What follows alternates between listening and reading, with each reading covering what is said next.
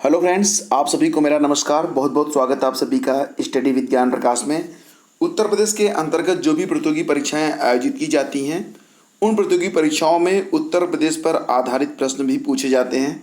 Current affairs पर आधारित और स्टैटिक जीके पर आधारित, यानी कि उत्तर प्रदेश का जो स्टैटिक जीके है उस पर आधारित प्रश्न भी पूछे जाते हैं। तो इस वीडियो में हम आपको उत्तर प्रदेश का जो स्टैटिक है उसके बारे में पूरी इन्फॉर्मेशन आपको प्रोवाइड करवाएंगे। वीडियो बहुत छोटा सा होगा लेकिन बहुत ही सारगर्भित होगा। इस वीडियो को देखने के बाद आप उत्तर प्रदेश के इतिहास, 2011 की जनगणना के जो आंकड़े हैं उनके पूरे आंकड़े, नदी के किनारे कौन कौन से नगर बसे हैं उनकी पूरी जानकारी, मुख्य फसलें और फल, मिट्टी, उद्योग धंधे, संचार तथा परिवहन इत्यादि बहुत सारी चीज़ों से परिचित हो सकेंगे। और निश्चित रूप से इससे अलग कोई प्रश्न प्रतियोगी परीक्षाओं में बनता भी नहीं है। तो बहुत ही इम्पॉर्टेंट वीडियो है, ज़रूर देखिएगा, क्योंकि बहुत कम समय में आपको बहुत सारी इन्फॉर्मेशन एक साथ मिलने जा रही है। तो आइए शुरू करते हैं आज का वीडियो। और सबसे पहले मैं आपको बता दूं कि जो राज्य है उसका नाम तो उत्तर प्रदेश है ही, इससे तो आप परिचित ही हैं। स्थापना दिवस मनाया जाता है 1 नवंबर 1956 को। याद रखिएगा कि जो उत्तर प्रदेश का स्थापना दिवस है वह प्रतिवर्ष 1 नवंबर को मनाया जाता है। राजधानी है लखनऊ, स्थिति है 23 डिग्री 52 मिनट उत्तरी अक्षांश से 30 डिग्री 28 मिनट उत्तरी अक्षांश तथा 77 डिग्री 3 मिनट पूर्वी देशांतर से 84 डिग्री 39 मिनट पूर्वी देशांतर के मध्य आपका जो उत्तर प्रदेश है ये एग्जिस्ट करता है। सीमावर्ती प्रदेश कौन कौन से हैं? उत्तर में उत्तराखंड और नेपाल है, नेपाल एक देश है। उत्तर पश्चिम में हिमाचल प्रदेश, पूर्व में बिहार, उसके बाद झारखंड, पश्चिम में हरियाणा और दिल्ली और राजस्थान, और दक्षिण में है मध्य प्रदेश और छत्तीसगढ़।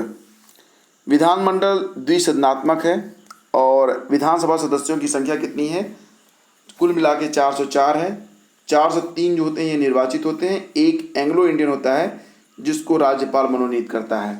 तो विधानसभा सदस्यों की कुल संख्या हो गई 404। विधान परिषद सदस्यों की संख्या है 100, जिसमें 99 ये निर्वाचित होते हैं, एक एंग्लो इंडियन होता है जिसको राज्यपाल मनोनीत करते हैं। लोकसभा सदस्यों की संख्या है 80, ठीक है, कितनी है? 80। और राज्यसभा सदस्यों की संख्या है 31। बहुत ही इंपॉर्टेंट आंकड़े हैं दोनों, इसको आप याद रखिएगा। उच्च न्यायालय इलाहाबाद में है जिसकी एक खंडपीठ जो है वो लखनऊ में एग्जिस्ट करती है। संभागों की संख्या यानी कि कुल मंडल कितने हैं? ये 18 हैं, जिसमें जिलों की संख्या है 75। तहसीलों की संख्या हो रही है 312। शहर और नगरों की संख्या हो गई है 689। विकासखंड कितने हैं? 820। नगर निगम कितने हैं? तो देखिए ये प्रश्न बहुत ही इंपॉर्टेंट है। कभी कभी दिया जाता है कि निम्न में से कौन सा नगर निगम नहीं है। ABCD करके 4 विकल्प होते हैं और आपको पहचानना होता है कि कौन सा नगर निगम नहीं है। तो इसलिए ज़रूरी हो जाता है कि आपको सभी नगर निगम के बारे में इन्फॉर्मेशन हो, जानकारी हो। तो ये जो 14 नगर निगम हैं इनमें कानपुर, आगरा, वाराणसी, इलाहाबाद, लखनऊ, मेरठ, बरेली, गोरखपुर, गाजियाबाद, मुरादाबाद, अलीगढ़, झांसी, सहारनपुर और फिरोजाबाद, ये 14 नगर निगम हैं। भाषा के अंतर्गत 2 भाषाएं हैं, हिंदी और उर्दू, ये दोनों राजभाषाओं के अंतर्गत आती है। राज की पुष्प है पलाश और राज की पशु है बारहसिंगा, राज की पक्षी सारस अथवा क्रौच। राज की वृक्ष है आपका अशोक और राज की चिन्ह है मछली और तीर कमान। राज के खेल के रूप में जाना जाता है हॉकी को। मोस्ट इंपॉर्टेंट क्वेश्चन है, पूछा जाता है कि उत्तर प्रदेश का राजकीय खेल कौन सा है, और बहुत सारे लोग इसका जवाब नहीं दे पाते हैं। सही जवाब है हॉकी, HOCKEY। राज चिन्ह के रूप में आपने देखा होगा, राज चिन्ह क्या है? उत्तर प्रदेश का जो राज चिन्ह है वह 1938 में लिया गया था, 1938 में स्वीकृत हुआ था। इस चिन्ह में प्रयुक्त प्रतीक तथा उसका तात्पर्य निम्न प्रकार से है। जो राज चिन्ह है इससे आप अवगत होंगे, एक सर्किल है, उसमें मछलियां हैं, तीर धनुष और 3 तरंगे हैं। अक्सर जो कक्षा 1 से लेके 8 तक की जो किताबें होती हैं जिसको उत्तर प्रदेश शासन के द्वारा जारी किया जाता है, उनके पीछे ये लोगो आपको देखने को मिलता है। इसमें 2 मछलियां हैं जो कि अवध में मुस्लिम शासन का प्रतीक है। तीर धनुष यह भगवान श्री राम का प्रतीक है और 3 तरंगे यह गंगा यमुना के बहाव और संगम का प्रतीक है। उत्तर प्रदेश का जो पूरा क्षेत्रफल है वो कितना है, 2,40,988 सॉरी 2,40,928 वर्ग किलोमीटर। यह है उत्तर प्रदेश का पूरा क्षेत्रफल। कुल जनसंख्या कितनी है 2011 की जनगणना के अनुसार, 19,98,12,341, यानी कि लगभग 20 करोड़ के आसपास जनसंख्या है अकॉर्डिंग टू 2011 की जनगणना। जिसमें पुरुषों की संख्या कितनी है, पुरुषों की संख्या है 10,44,80,510, महिलाएं हैं 9,53,61,831। कुल ग्रामीण जनसंख्या कितनी है, 15,53,17,278 अकॉर्डिंग टू 2011 की जनगणना। और ग्रामीण जनसंख्या कितनी है पुरुषों की, 8,09,92,995। ग्रामीण जनसंख्या में महिलाएं कितनी हैं, 7,43,24,283। कुल शहरी जनसंख्या है 4,44,95,63। और जिसमें शहरी जनसंख्या कितनी है पुरुषों की, 2,34,87,515। और इसमें महिलाएं हैं 2,10,07,548। ठीक है, देखिए ये बहुत ही इम्पोर्टेंट है ये डाटा। 2001 से 2011 में उत्तर प्रदेश में जो दशकीय जनसंख्या वृद्धि दर हुई, इस पर आधारित प्रश्न अक्सर पूछे जाते हैं कि 2001 से 2011 में दशकीय जनसंख्या वृद्धि दर उत्तर प्रदेश की कितनी रही, और इसका सही डाटा है 20.22%। तो इसको आप याद रखिएगा, मोस्ट इम्पॉर्टेंट पॉइंट है ये। उत्तर प्रदेश में भारत की कुल जनसंख्या का कितना प्रतिशत वास करता है, तो यह है 16.50%। यानी कि जो उत्तर प्रदेश है इसमें भारत की कुल जनसंख्या का 16.50% जनसंख्या वास करती है। उत्तर प्रदेश में नगरीय जनसंख्या का प्रतिशत कितना है, मोस्ट इम्पॉर्टेंट क्वेश्चन है, ये भी पूछा जाता है। और यह है 22.30%। जनसंख्या की दृष्टि से उत्तर प्रदेश का भारत में कौन सा स्थान है, तो यह स्थान है पहला, प्रथम। जनसंख्या घनत्व कितना है, 829, यानी कि प्रति वर्ग किलोमीटर में 829 लोग निवास करते हैं। इसे कहा जाता है जनसंख्या घनत्व। लिंगानुपात यानी कि 1000 पुरुषों पर महिलाओं की संख्या है 912 सेंसस 2011 के अकॉर्डिंग। ग्रामीण लिंगानुपात है 918 और शहरी लिंगानुपात है 894, यानी कि जो शहरों में लिंगानुपात है ये काफ़ी कम है ग्रामीण लिंगानुपात की अपेक्षा। 0 से 6 वर्ष आयु वर्ग के बच्चों की कुल जनसंख्या कितनी है, 3,07,91,331, यानी कि कुल जनसंख्या का 15.41%। जिसमें बालकों की संख्या है 1,61,85,581 और बालिकाएं हैं 1,46,05,750। 0 से 6 वर्ष के जो बच्चे हैं उनकी संख्या के बारे में यहाँ पे बात हो रही है। 0 से 6 वर्ष जो आयु वर्ग के ग्रामीण बच्चों की कुल संख्या कितनी है, 2,50,40,583। और 0 से 6 वर्ष आयु वर्ग के जो शहरी बच्चों की कुल संख्या कितनी है, यहाँ पे 57,50,748। लिंगानुपात है 0 से 6 के बीच में 902 और 0 से 6 वर्ष आयु वर्ग के शहरी बच्चों में लिंगानुपात है 885, जबकि ग्रामीण बच्चों में यह अनुपात आता है 906। ये आंकड़े बहुत ही दिलचस्प और बहुत ही इम्पोर्टेंट भी हैं। कुल साक्षरता कितनी है, 67.68%। कितनी है, ये बहुत ही इम्पोर्टेंट है। देखिए उत्तर प्रदेश की कुल साक्षरता है 67.68%। इसको आप पढ़ सकते हैं 67.68%। हालांकि 68 नहीं पढ़ा जाता है, इसे पढ़ा जाता है 67.68%। इसमें पुरुष साक्षरता है 77.28% और महिला साक्षरता है 57.18%। ये बहुत ही इम्पोर्टेंट है, इसको आपको रट लेना चाहिए। इससे संबंधित सवाल पूछे जाते हैं और इससे बहुत अच्छे क्वेश्चन बनते हैं। कुल ग्रामीण साक्षरता कितनी है, 65.46%, यानी कि कुल 65.46% लोग गाँव में साक्षर हैं। जिसमें पुरुषों की साक्षरता है 76.33% और ग्रामीण साक्षरता है 53.65%। तो यह आंकड़ा भी काफ़ी दिलचस्प और ज़रूरी है। शहरी साक्षरता है 75.14%, जिसमें शहरी पुरुष साक्षरता है 80.45 और महिलाओं की साक्षरता है शहरी साक्षरता के अंतर्गत 69.22%। सबसे अधिक यानी कि सर्वाधिक साक्षरता वाला जिला है गौतम बुद्ध नगर। ये सवाल भी अक्सर पूछा जाता है। न्यूनतम साक्षरता वाला जिला है श्रावस्ती। सबसे अधिक क्षेत्रफल वाला जिला है खीरी, लखीमपुर खीरी। और न्यूनतम क्षेत्रफल वाला जिला हो गया आपका संत रविदास नगर, भदोही। सर्वाधिक पुरुष साक्षरता वाला जिला कौन सा है? गौतम बुद्ध नगर। और यहाँ पे जो साक्षरता है पुरुषों की वो कितनी है? 88.06%। सर्वाधिक महिला साक्षरता वाला जिला है कानपुर नगर और यहाँ पर साक्षरता है 75.05%। सर्वाधिक जनसंख्या वाला जिला है इलाहाबाद। न्यूनतम जनसंख्या वाला जिला है महोबा। सबसे कम जनघनत्व वाला जिला है ललितपुर। ये सारे आंकड़े बहुत ही इंपॉर्टेंट हैं, इनसे सवाल बहुत अच्छे अच्छे सवाल बनते हैं और प्रतियोगी परीक्षाओं में पूछे भी जाते हैं। सबसे अधिक जनघनत्व वाला जिला कौन सा है? यह है गाजियाबाद। सर्वाधिक लिंगानुपात वाला जिला, मोस्ट इंपॉर्टेंट क्वेश्चन है ये, जौनपुर है 1024, यानी कि 1000 पुरुषों पर महिलाओं की संख्या है 1024।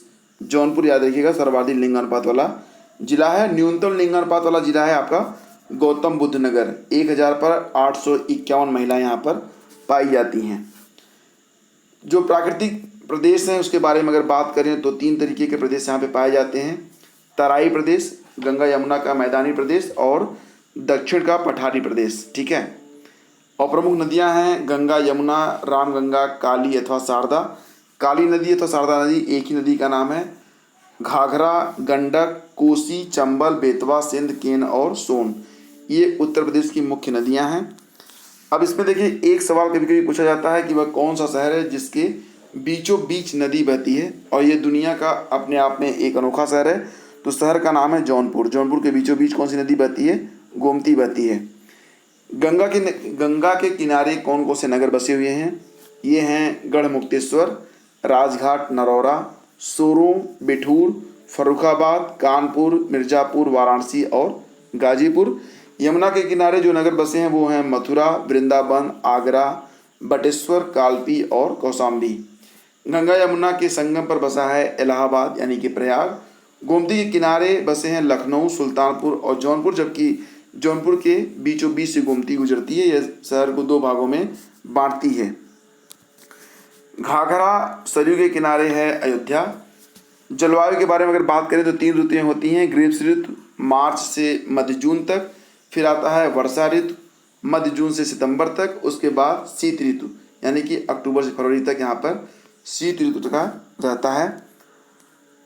तराई के भाग में जो वर्षा होती है वो 100 से 150 सेंटीमीटर होती है। मैदानी भाग में 60 से 100 सेंटीमीटर और पठारी भाग में 50 से 80 सेंटीमीटर। ये इतने इंपॉर्टेंट आंकड़े नहीं है, इससे सवाल नहीं बनते हैं, लेकिन आपको पता हो तो बेहतर है। राज्य का सर्वाधिक ताप होता है 49 डिग्री सेंटीग्रेड। यह मापा गया था मई 1994 में, आगरा में मापा गया था। अधिकतम होता है 43 डिग्री से 45 डिग्री सेंटीग्रेड मई जून में। न्यूनतम होता है 3 से 4 डिग्री सेंटीग्रेड दिसंबर और जनवरी के महीने में। अब इसके बाद वनस्पति प्रदेश के अंतर्गत तो आपको पता ही है, वन क्षेत्र हैं यहाँ पर 5.95%।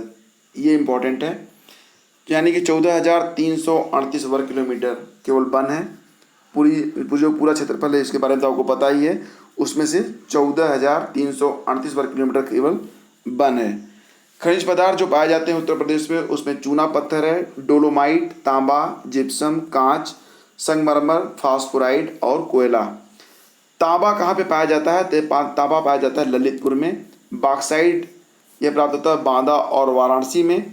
चूना पत्थर मिर्ज़ापुर में, डोलोमाइट मिर्ज़ापुर और बांदा में, कोयला मिर्ज़ापुर में, सिलिका बालू इलाहाबाद, पायरोफिल्साइट ये झांसी और हमीरपुर, संगमरमर ये मिर्ज़ापुर से और एंडालसाइट ये भी मिर्ज़ापुर में।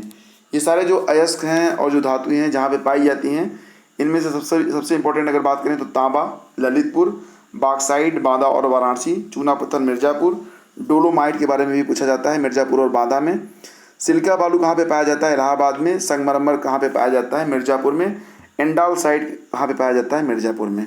तो ये चीज़ें काफ़ी इंपॉर्टेंट हैं।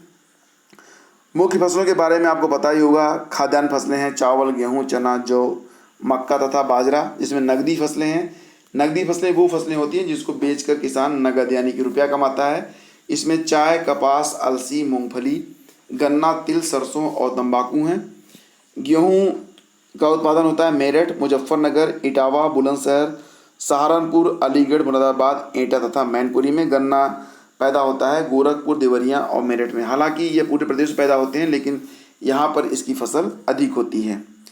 चावल का उत्पादन होता है सहारनपुर, गोरखपुर, पीलीभीत, देवरिया, बहराइच, गोंडा और बस्ती, रायबरेली, लखनऊ और बलिया में। तंबाकू कहाँ पर पैदा होता है? मेरठ में, एटा में, वाराणसी में, फर्रुखाबाद और बुलंदशहर में।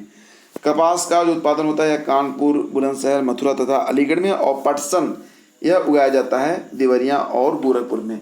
यहाँ पर उन शहरों के नाम लिए गए हैं जो कि मुख्य रूप से जाने जाते हैं इन फसलों के उत्पादन के लिए। हालांकि इनका उत्पादन पूरे प्रदेश में थोड़ा बहुत हर जगह हो जाता है। मुख्य फलों में आम है। आमों की कई वैरायटीज़ हैं और ये कई स्थानों पर पाए भी जाते हैं। मलिहाबाद, लखनऊ, बरेली, मेरठ, कानपुर, फर्रुखाबाद, सहारनपुर व हरदोई का जो बेल्ट है वहाँ पर आम मुख्य रूप से पैदा किया जाता है। संतरा जो होता है यह सहारनपुर में पैदा होता है। माल्टा मेरठ, वाराणसी और सहारनपुर में। नींबू सहारनपुर और मेरठ में। और देखिए यहाँ पे सहारनपुर लगभग सभी के लिए कॉमन है। आम में भी सहारनपुर है, संतरा में भी है, माल्टा में भी है, नींबू में भी है। हालांकि अमरूद के बारे में अगर बात करें तो इलाहाबाद, फर्रुखाबाद, बरेली और फैज़ाबाद आता है। लीची में भी देखिए सहारनपुर आ रहा है। यानी कि सहारनपुर में फलों का जो उत्पादन होता है वो काफ़ी अच्छा होता है। सफ्तालू भी सहारनपुर में पैदा होता है। तो यहाँ पर सहारनपुर जो होता है यहाँ पर फसल फलों की काफ़ी अच्छी होती है। ठीक है। अब इसके बाद मिट्टी प्रदेश यानी कांप मिट्टी मैदानी भाग में होता है। पुरानी कांप, नवीन कांप, मिश्रित लाल। तो इसके बारे में ज़्यादा बात नहीं करेंगे। सिंचाई जो होती है वो नलकूप, कुएँ, तालाब और नहरों के द्वारा की जाती है। परमाणु विद्युत योजना के अंतर्गत नरौरा है, आपको पता होना चाहिए, ये बहुत ही इंपॉर्टेंट है। बुलंदशहर में स्थित है नरौरा। जल विद्युत केंद्र है मोहम्मदपुर में, खतिया में, पथरी, रिहंद, माता टीला, ओबरा, छिवड़ू, कुलहल, रामगंगा, छिल्ला, खोदाड़ी और मनेरी भाली में। ठीक है, यहाँ पर जल विद्युत केंद्र स्थापित किए गए हैं। ताप विद्युत केंद्र हैं हरदुआगंज, पनकी, ओबरा, पारिक्षा, अनपाड़ा, टांडा और ऊंचाहार में। और इसके बाद बात करेंगे उद्योग धंधों के बारे में। तो चीनी, सूती वस्त्र, ऊनी वस्त्र, रेशमी वस्त्र, जूट, कांच, चमड़ा, दिया सलाई, साइकिल, कागज़, सीमेंट, वनस्पति घी, इंजीनियरिंग के जो सामान हैं, विद्युत उपकरण, एल्यूमिनियम, हथकरघा और कुटीर उद्योग। चीनी उद्योग के अंतर्गत पूरे प्रदेश में 157 मिलें हैं जिसमें मेरठ, देवरिया, गोरखपुर, सहारनपुर, बरेली और शाहजहाँपुर मुख्य हैं। सूती वस्त्र उद्योग के लिए 60 मिलें हैं जिसमें हाथरस, लखनऊ, मोदीनगर, इटावा, अलीगढ़ और नैनी मुख्य रूप से जाने जाते हैं। रेशमी वस्त्र के लिए वाराणसी और इटावा मुख्य रूप से प्रसिद्ध हैं। रेशमी वस्त्र के लिए वाराणसी और इटावा। जूट उद्योग के लिए 3 मिलें हैं, कानपुर और सहजनवा जो कि गोरखपुर में है। कांच उद्योग के लिए नैनी कहाँ पे है? इलाहाबाद में, बहजोई मुरादाबाद में, सासनी अलीगढ़, सिकोहाबाद जो कि फिरोजाबाद में है, बालाबाली जो कि बिजनौर में है, फिरोजाबाद, गाजियाबाद, रामनगर और हिरनगांव। और यहाँ पे देखिए चूड़ियों के उत्पादन में फिरोजाबाद का देश में अग्रणी स्थान है। तो यहाँ पर ये बहुत ही इंपॉर्टेंट है, इसको आपको पता होना चाहिए। चूड़ियों का उत्पादन कहाँ पे होता है? ये फिरोजाबाद में होता है। ऊनी वस्त्र उद्योग के लिए 14 मिलें हैं जो कि कानपुर में है, लाल इमली, मिर्ज़ापुर, भदोही, संत रविदास नगर जिसको कहा जाता है, गोपीगंज, वाराणसी, शाहजहाँपुर, इलाहाबाद, आगरा और खमरिया। चमड़ा उद्योग है कानपुर, आगरा और सहारनपुर में। जूता निर्माण में आगरा का अग्रणी स्थान है। संचार तथा परिवहन के लिए अगर बात करें तो जो कार्यरत टेलीफोन एक्सचेंज हैं उनकी संख्या है 2620। डाकघर हैं 177 यानी कि 1,77,000। तार घरों की संख्या जो है अभी बंद हो चुकी है। और दूरदर्शन केंद्र हैं 3, आकाशवाणी केंद्र हैं 13। कुल पक्की सड़कें हैं 192,000 किलोमीटर 2008 2009 के आंकड़े हैं ये। और कुल पंजीकृत जो मोटर गाड़ियां हैं वो 7,689 हज़ार हैं। ठीक है। राजकीय बसों की संख्या कितनी है? 7,003। ये आंकड़े जो हैं वो अपडेटेड नहीं हैं, यानी कि अब से 2008-9 के आंकड़े हैं ये। मुख्य उद्योग कितने हैं? मुख्य उद्योग हैं सीमेंट, वनस्पति तेल, सूती कपड़ा। अच्छा, यहाँ पे मैं एक चीज़ और भी आपको अपडेट कर देता हूँ कि ये जो आंकड़े आपको संचार और परिवहन से हैं, केवल यही अपडेटेड नहीं, बाकी के आंकड़े यहाँ पे अपडेटेड हैं। ओके। मुख्य पर्यटन एवं ऐतिहासिक स्थल के अंतर्गत पिपरावा, कौशाम्बी, श्रावस्ती, सारनाथ, वाराणसी, कुशीनगर, चित्रकूट, लखनऊ, आगरा, झांसी और मेरठ आते हैं। मुख्य लोकगीतों में है यहाँ पर चैती, बिरहा, कजरी, रसिया, फाग, आल्हा, पूरन, भगत और भर्तृहरि। मुख्य लोक नृत्य हैं उत्तर प्रदेश के चरकुला, चरमा, पंडव, पाईडंडा, थारू, धोबिया, राई और सैरा। स्थापना दिवस मनाया जाता है 1 नवंबर 1956 को, शुरू मैंने आपको बता दिया था। और जनघनत्व के बारे में आपको पता ही है, जिसको जनसंख्या घनत्व कहते हैं, यह 829 है। इलाहाबाद जो है ये गंगा यमुना के संगम तट पर है। संतरा सहारनपुर की मुख्य फसल है, ये तो आपको पता ही है, मैंने इसके बारे में डिस्कस कर लिया है। नरौरा यह परमाणु विद्युत योजना है। और जूता निर्माण में आगरा का स्थान पहला है, यानी कि अग्रणी स्थान है। अब ये वीडियो यहाँ पे समाप्त होता है, लेकिन आपसे एक सवाल मैं करता हूँ, बताइएगा कि क्या आपका जो फैज़ाबाद है यह एक नगर निगम है या नहीं है। अगर यह नगर निगम है तो उत्तर प्रदेश में कुल नगर निगम की संख्या होती है 15, और अगर ये नगर निगम नहीं है तो कुल संख्या होती है 14। तो आप हमें उत्तर दीजिएगा कि अगर नगर निगम है तो उत्तर प्रदेश में कुल कितने नगर निगम हो रहे हैं, और अगर नगर निगम नहीं है तो उत्तर प्रदेश में कुल कितने नगर निगम हैं। तो ये जवाब आप दीजिएगा, मैं सही आंसर आपको अगले वीडियो में दूंगा। तो फ्रेंड्स, मिलते हैं आपसे अगले वीडियो में, तब तक के लिए मैं आज्ञा दीजिए। नमस्कार, जय हिंद, जय भारत।